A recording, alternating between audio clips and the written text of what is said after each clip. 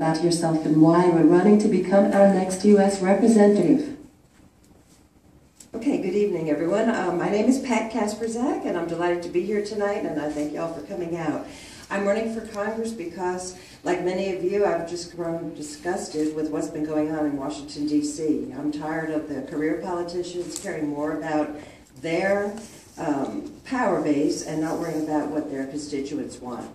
So I decided to enter this race, became available, and it was a sudden move because of the sudden departure of the prior candidate. And I'm a teacher, I'm also an attorney, and I also have 18 years of banking experience, and I thought those three, that combination makes me an ideal candidate for this spot because I'm a regular working person who understands what hardworking taxpayers have to deal with and how they see what is happening to our government and the enormous power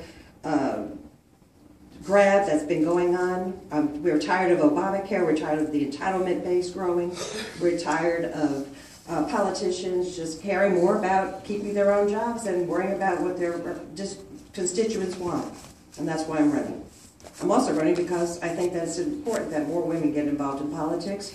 And I think that as the only woman in this race, I would be very honored and privileged to serve my constituents. Texas has 36 congressional representatives currently, and only 3 are women. And I think since women are 49% of this district, that there should be more women in Congress. The first few questions are actually a series of yes, no, or one-word response type questions. The questions will be at a fast pace, so there is no timer on these questions. What is your marital status? I'm married. Have you ran for public office before? One time, yes. If so, which office? I ran for Water District Board in Have you ran for Congress before? No. If elected, where will your primary district office be located? I probably would pick Baytown. How many times have you attended hearings in Washington, D.C.? Never. Do you favor an increase in the minimum wage? No. That was the last of the quick response questions. Question number 2, a 30-second response. Should a representative be required to actually live in the district a certain period of time prior to running for that office? Well, you can't make that happen unless you have a constitutional amendment, because in the Constitution it's not required. But I think that it's important for the voters to know where the representatives, the people that are running, do live. I do live in this district. I've lived here for 33 years. And I think it's important to live and work among the people that you seek to represent. And one of the things that is appealing about this district is a combination of, near Houston, but also includes a lot of rural. It includes the petrochemical area. It includes the ship channel. And having worked here. Question number 3, a 30-second response. Will you support the constitutional amendment to require that laws apply equally to citizens and members of Congress? I would support that. I think a perfect example would be Obamacare. It's not fair that the people that have to suffer with this law, the people that made this law and enacted this law, don't have to follow it. So I definitely agree that people in Congress should have to follow the same laws that we do. Question number 4, a 30-second response. Have you read your party's platform, and do you support it? Yes, I have, and I do. There's nothing I disagree with in the party platform that I can think of offhand. I had to fill out numerous questionnaires. I read the platform in detail, and I responded to several questionnaires that asked me if there were any changes that I would like to see. I think there was maybe one minor tweak that I would do to education based on my background as a teacher in the public school system for the past 11 years. Question number 5, a 1-minute response. What is your overall thought on the Department of Homeland Security? Well, I have very little faith in the Department of Homeland Security currently because I see what's happening with our TSA agents at the airport. As recently as, a couple of weeks ago, there was a book written by a former TSA agent that basically crystallized some of the skepticism that I've had about what's really happening at the airport with some of those surveillance machines that they have us walk through. I think after 9/11 happened, it was necessary to, get a handle on who's coming into this country and who and why they're coming in. But they haven't been able to control our borders. They're doing nothing to support Texas in controlling the Texas border. And I think if we really have a Department of Homeland Security, they should be fighting to keep Texas from being invaded by illegal immigrants. And I think they really dropped the ball on that in that respect. So it needs to be revamped. Question number 6, a 30-second response. What role should the Department of Homeland Security have as it relates to cybersecurity? Well, the genie is out of the bottle with respect to cybersecurity because of technology, and this has been going on not only in the public sector as well as the private sector. People that have access to our credit cards and our computer based on what we search at home, it's very frightening to think what Homeland Security has access to as well. Under the guise of protecting the country from terrorism, it's enabled them to get access to our records and using it in ways that it's not meant to be used. Question number 7, a 30-second response. What are your thoughts of having drones watching our borders and citizens? And should local law enforcement be allowed to utilize drones without probable cause?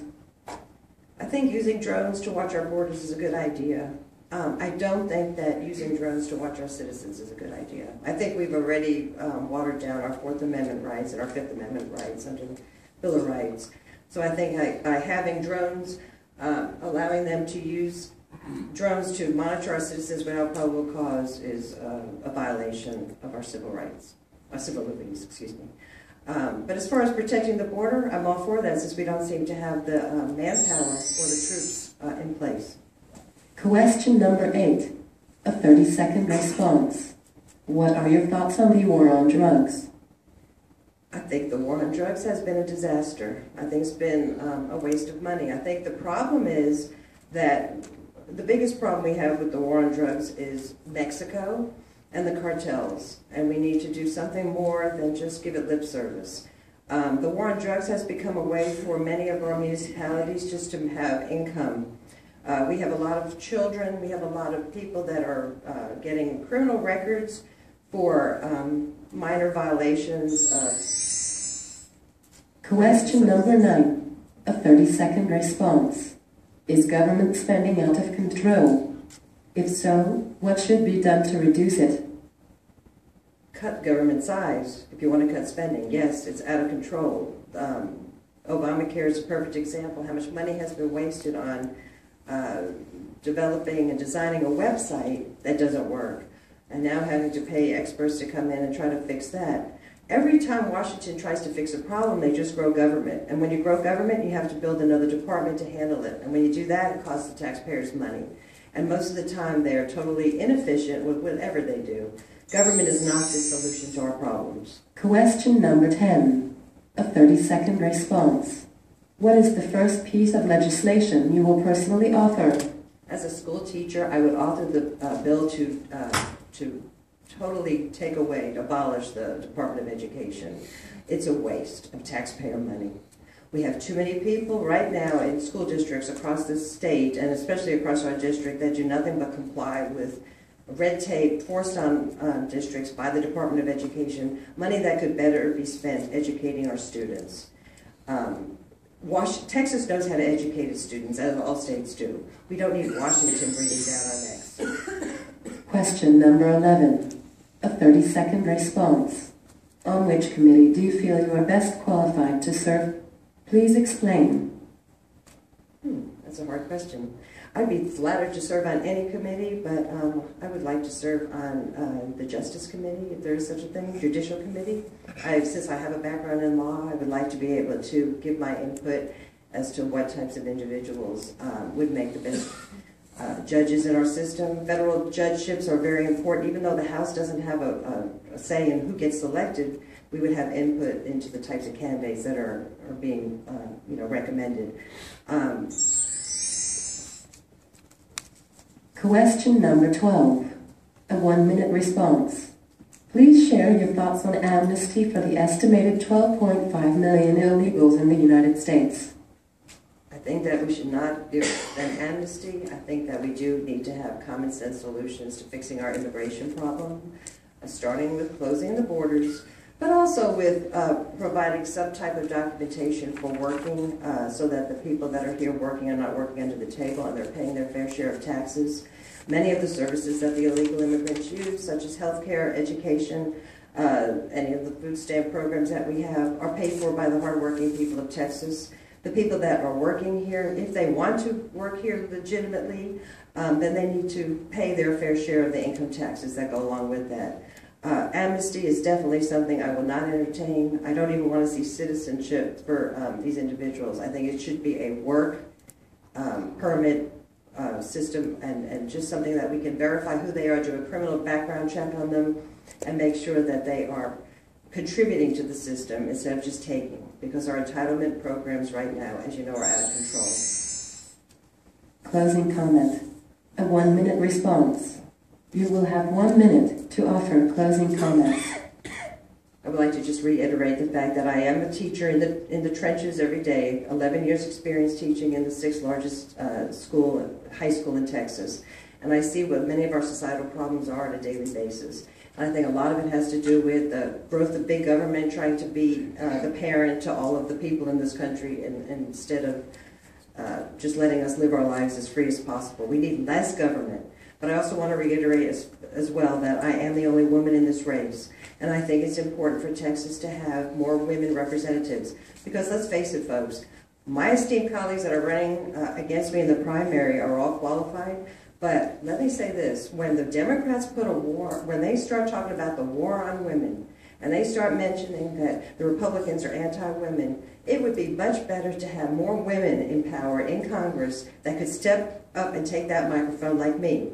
Give me the microphone and let me argue with that Democrat who wants to call the Republican Party anti-woman. We would like to thank you for your participation in our forum tonight.